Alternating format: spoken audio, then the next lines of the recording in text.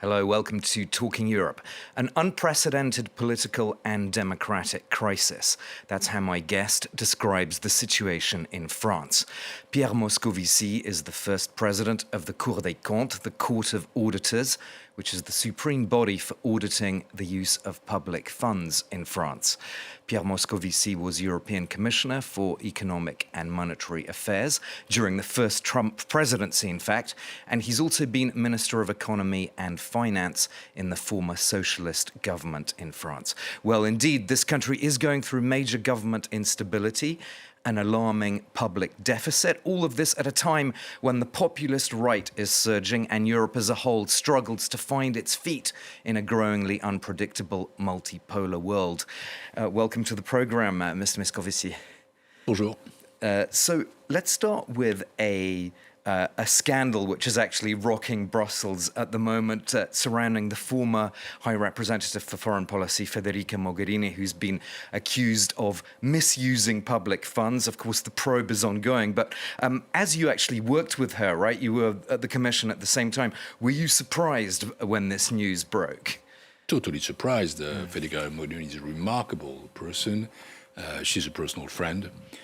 She was very active as High Representative, Vice President of the Commission, a good colleague, and I'm for sure personally an honest person. And I know how much she's dedicated to what she was doing and being the Dean of the College of Europe, and so I keep her my friendship totally. Well, then, as you said, there are accusations, suspicions, there is a probe. Let's have it ongoing. I think her reaction was a good one. When you're suspected, you cannot represent such an institution anymore. You need to act with an exemplary conduct, and that's what she's doing. But you need also to be exemplary when you are in charge. Yeah. So let's see.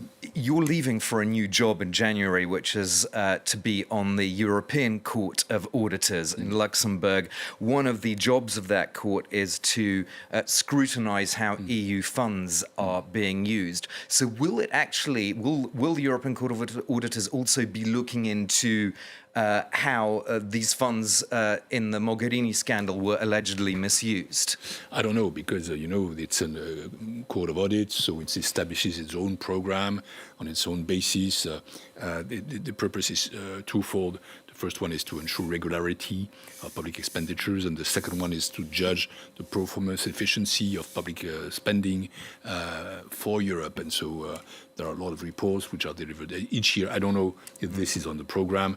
I imagine they are not going to look specifically at that. There is a probe. Now it's justice, and let's have the inquiry going on, and justice decide. As long as you're not condemned, you're innocent. You never forget that. That doesn't mean that in the end you're innocent. You may be found guilty, but so let's not be too fast. There is a need for clarity on that, obviously, because, of course, it's the heart of the Commission. She was Vice President. It's also the High Representative, and it's also a very important school for those who tend to be or want to be young, passionate, future civil servants for European institutions. I want to come to some of the big international issues now, and these whole negotiations around Ukraine. We've now learnt that the US negotiating team that was in Moscow skipped a stop in Brussels. When they finished in Moscow, they went straight to Miami to meet with the Ukrainian negotiator. This has been described as a humiliation for Europe by Le Monde, the newspaper. Is that how you see it? It's a mistake, because first, you cannot have peace built just with Russia.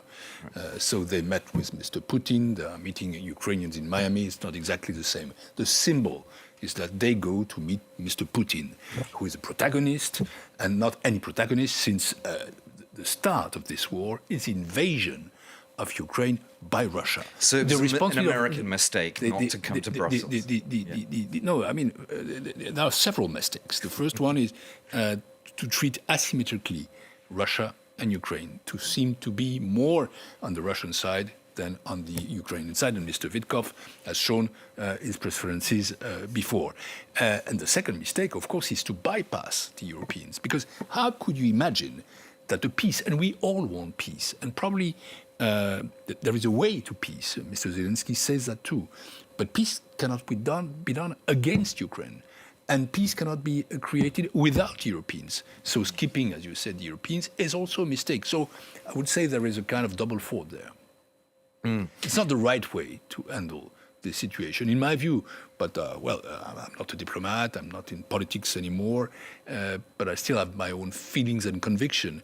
The first one is that Ukraine must be fully respected. It has been invaded, it has been attacked, it has resisted with an immense courage. And the second is that it's an European war, and that we must be respected also as Europeans. And my third conviction is that we need to prepare to defend ourselves against a possible future aggression from Russia, whether it is hybrid or military. It just seems, though, that the EU doesn't really have any leverage or is not using it on Trump if he's making these mistakes. European leaders basically say what you've just said, which is Europe has to be included, but then we see the US excluding Europe. Is there anything the EU can actually do to make this There is difference? a coalition of volunteers. Mr. Macron chose to meet with Mr. Zelensky as a symbol on Monday. He's right. But the US doesn't seem to care much about the coalition of the willing. I wouldn't say so. I think that in the end, they know they cannot do without the Europeans. But they don't mention the reassurance forces on the ground, all of these European ideas. Security guarantees must be made by Europeans. In the end, I'm sure that the Americans want to share this burden with us, so they have to come back to Europe. I'm confident that they will come back to Europe because they need to, and we must be prepared to that, and we must also be always in a proposal mode. Just a quick point on these frozen assets, the Russian frozen assets, because obviously it's going to be a big issue in Brussels in the next few weeks.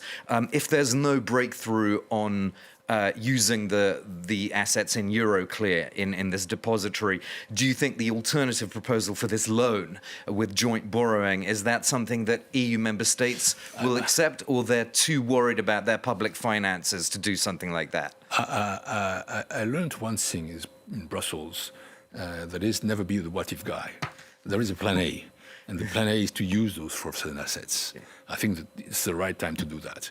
Yeah. Of course, you must secure those countries, and especially Belgium, who are worried about that. You must avoid too many risks and financial risks, and also listen to the message of the ECB. Okay, this must be done, and the Commission is working on an effective plan on that. I hope that Plan A will work. If Plan A doesn't work, then we will move to Plan B.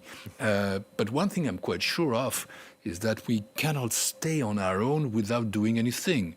So there needs to be a solution, either one, either the other, in order to finance our commitment to Europe, to Ukraine. Let's talk a bit now about public finances in the EU and particularly in France. According to Eurostat in October, the debt in EU member states averages at 81.9% of GDP. As a former European Commissioner for Economic and Monetary Affairs, what do you say to that level of debt? Well, it's too high, but not that bad. Since I remember that during the 5 years I was in office, our public debt was never below that. And I remember also that it was much higher after the COVID crisis. It reached a level above 90% and close to 95%. Though there is an effort ongoing to reduce this public debt, but still too high. That's what I would say if I was in the press conference, in the press room in Brussels. But let's continue for the efforts. And then there are major differences. If I look at some countries, Greece, 145, Italy 130, France moving to 120. I can see that there is a growing divergence, even if Greece and Italy tend to reduce their debt. And so there is, I'm afraid to say so, a French problem, because our level of debt is way too high. 115% is 35% above the average rate of the EU, when we were in the average a few years ago. And it's the only country which debt is continuously rising. So we need to solve this problem. And that's in my role of President of the Cour des Comptes. I repeat on and on. France must regain control of its public finances in order to keep its credibility, to enhance its sovereignty, to show by example, and to lead also countries to the effort that we need more Europe, and Europe is capable to simplify, to unify, to invest in order to be an economic power and a political power in this world. And we need to lead by example. Now, that's not the case. Obviously, as I said, of course, I'm conscious that there is a political and democratic crisis in this country. I was going to say, because can France solve that problem you've just described while this parliament is so fractured, or are we going to have to wait till future elections for anything to really move on that? I still have hope that we will have a budget before the year end, and that this budget will be under 5% deficit to GDP ratio. I say under, that means less than 5%, not 5%. That's the only way to ensure our trajectory.